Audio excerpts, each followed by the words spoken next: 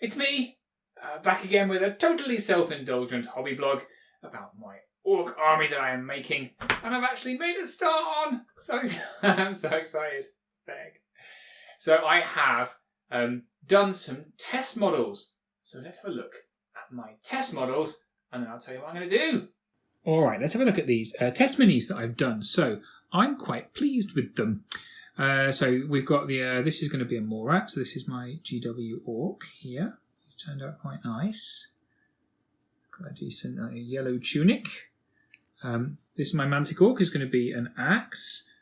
I think Mantic is going to do new orcs soon, but I've just bought 60 of these, so whatever. I think he's turned out, just some chipping on his shield there, you can see. Turned out pretty cool. Pleased with him. Looks good, right? And this is my, whatever he's called, mounted dude, which is a Lord of the Rings mini. And these miniatures, I can confidently say, having painted one, are garbage. They're so bad. Absolutely rubbish miniatures, but he's turned out okay as well. So looking at these, I think they turned out really nice. I'm quite pleased with them. I'm going to tell you, I spent, I would say, 20 minutes or less on each miniature. Probably less. Which sounds ridiculous because I think they look really good for that, but I'm going to be batch painting, so that's the intention. So I'm going to show you how I did it. Alright, so what I am doing with these models is called, it's not called anything, but I'm calling it the Chris Walsh method. After painting a legend, Chris Walsh, who you will, if you tune into any of the community updates, will know that I wax lyrical about on a regular basis. A bit of a man, because he's amazing, and what he does, well, he models all his own stuff out of green stuff because try hard. But his method of painting is very clever. So it is, in basics, an extreme Xenothor highlight, followed by contrast paint, and followed by highlighting. And that's it. So by extreme Xenothor, so Xenothor highlighting, if you don't know what it is, look it up. But it's essentially a gradated base coat. So you start with black, then you spray with grey, and you spray with white. Right? So I'm going to do that, and then on top of that, you super highlight the miniatures. So I'm going to do a super highlight with both Wraithbone and then up to a white right at the top. And then on top of that, you contrast paint. So the contrast paint is already designed to give shadows to your miniature, to kind of, give the highlights and shadows, but it's even further exaggerated. Right, and on top of that, you give it extra highlights. All right, so I'm starting off with a regiment of Morax. You see, I found a big stick. And I'm going to start off my Xenothor by spraying a black. Okay, so there we are, nice and black. And now we're going to lay over that a grey.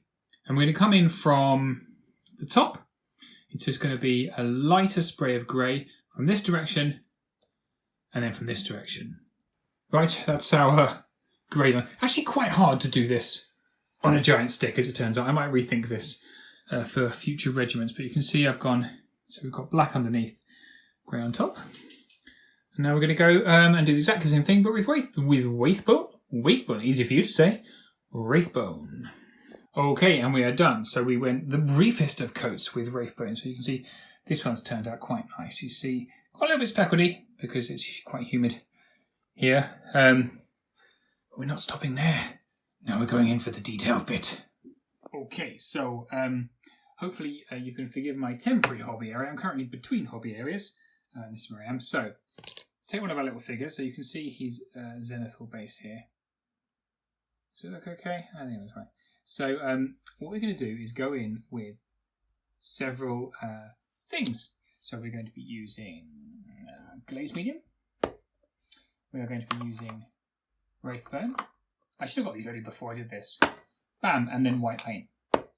This is actually scale colour white paint, but I used normal white acrylic and it's fine. Glaze medium, so I want to talk a little bit about glaze medium. If you're still using water to thin your paints instead of glaze medium, oh boy, let me tell you, glaze medium is so good. It's so good. It makes painting like hysterically easier. And I'll show you why. It's just very, very nice to use. So we have a little dot of glaze medium, right? You can use it instead of water. Also means you don't have to use a wet palette, right? Because glaze medium keeps your paints flowing for longer. And then we're going to use a little bit of wraithbone out of this here pot. And I'm going to basically treat this model like a grayscale model. And it's actually got a little bit too grey for me, but it's fine. It'll be fine. So we're going to get a little bit of our wraithbone and put some glaze medium into it to make it flow. Right? This is just like thinning your paints if you thin your paints. Then we're going to take our model and we're going to highlight all the areas at the top where I haven't quite caught it properly. So you can see I've only got a really light coating with the spray paint. That's fine. I've dropped my blending brush. So I'm using one brush to apply it and then the other brush to just kind of blend it in. You just dab the edges of it basically. So one brush to stick it on, the other brush to kind of just blend the edges. Just kind of scrub away a little bit. I say blend as if I'm like doing proper painting. I'm literally just scrubbing away the edges of the bit to make it look smoother. Right. There we go. So I'm going to do that, this entire model, on all of the upturned surfaces. So there you go. So I have just very briefly completely over highlighted with wraithbone. Right? So it's kind of looking like a grayscale mini at the moment. All the upper surfaces where the light would hit, and now I'm going to do exactly the same thing with pure white, but less. Right? There you go. So he is now kind of over highlighted to the point of looking a little bit silly as a grayscale miniature. So we are like white all the way down to black at the bottom. I haven't even bothered to clean the mould lines off this. Lazy. All right, and now we're going to do that to his 15 friends.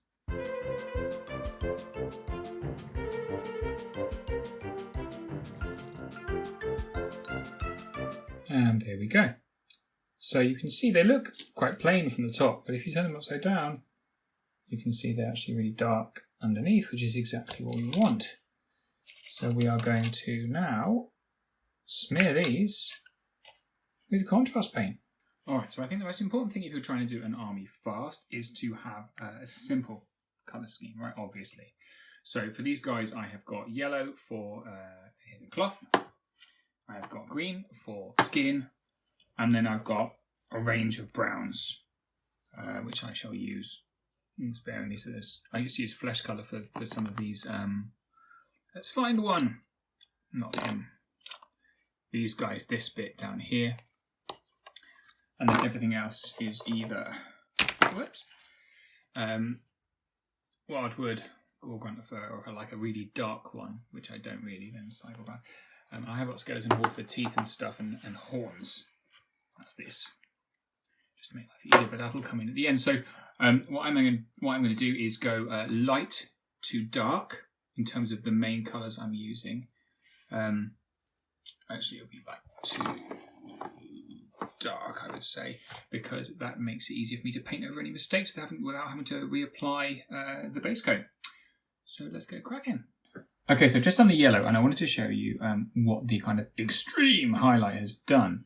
So the point of doing this, obviously contrast is really good at settling into the cracks of a miniature, right, and showing up the shade and light. So by having automatic shade in there, what it adds is an extra layer of shadow.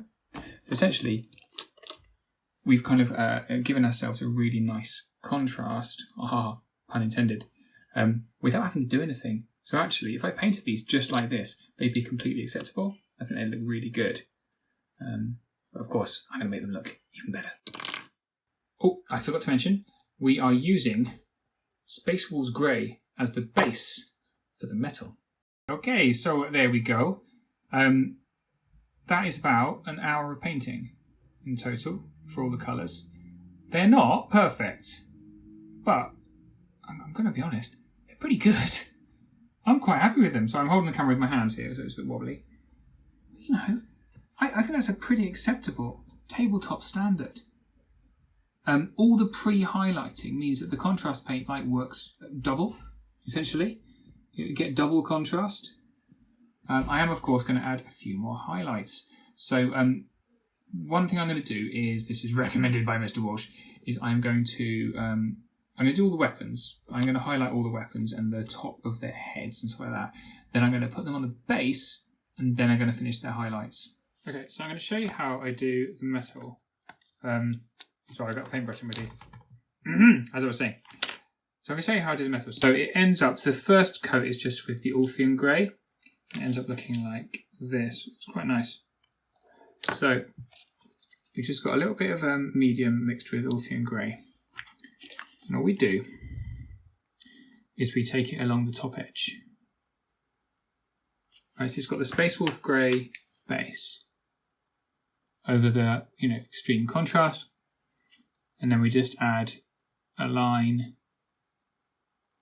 We want to highlight like that, and then we blend the edge, right? So our second knackered brush, and then from the top corner, because we already got the highlight, so we're just really exaggerating the highlight that's already there, right? And when this is dry, it takes a little while because it's the medium. We're going to go back over it again with a really pure white, and do it and make it even more extreme. You can see already it's really looking rather nice. So there we go, and that's looking pretty sweet. So the only highlights I haven't done any highlights on any browns or their skin. Skin looks pretty good as it is, but I'm going to just finish off with a very light highlight of Avalon Sunset, which is kind of a orangey yellow, which gives the orc skin a nice kind of glow.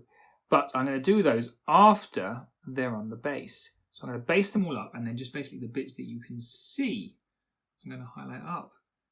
But yeah, I'm really, really pleased, and they're so fast to paint this way. It's incredible. So pretty pleased with that. And let's pin them all and stick them on a base. The reason I'm pinning them is because this is my 5th or 6th army, and the amount of bloody models I knock off when I play the game. So these are definitely getting pinned. Alright, so we've clipped them all off their bases, and we have cut up a paper clip, you can see here. And then I've drilled a little hole. Whoa, can you see? Right here, in the heel. And then I'm going to add a dab of glue and pop the pin in. Okay, so we are all pinned very nicely. And now we're going to, I've already cracked on without you. Oh. And going to whack them all on the base.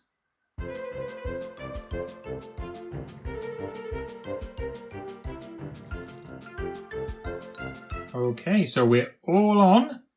So now I'm just going to go through and touch up a few little highlights. Let me get nice and close. See, they're all right. They look okay. They're not quite finished. You can see there's such a load of weapons. It'd be pointless to do all of their skin highlights. I'm just going to literally do the ones that we can see. Okay, so I think we're done. Apart from doing, I think, a black rim around the edge of the base to tidy it up a bit.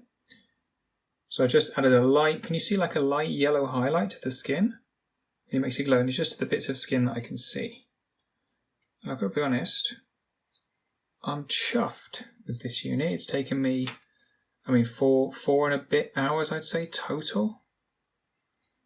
And I would say it's one of the best units I've ever painted. I'm really delighted with it. This method is insanely easy and just looks really good. And, I've got 3 more of these units to do.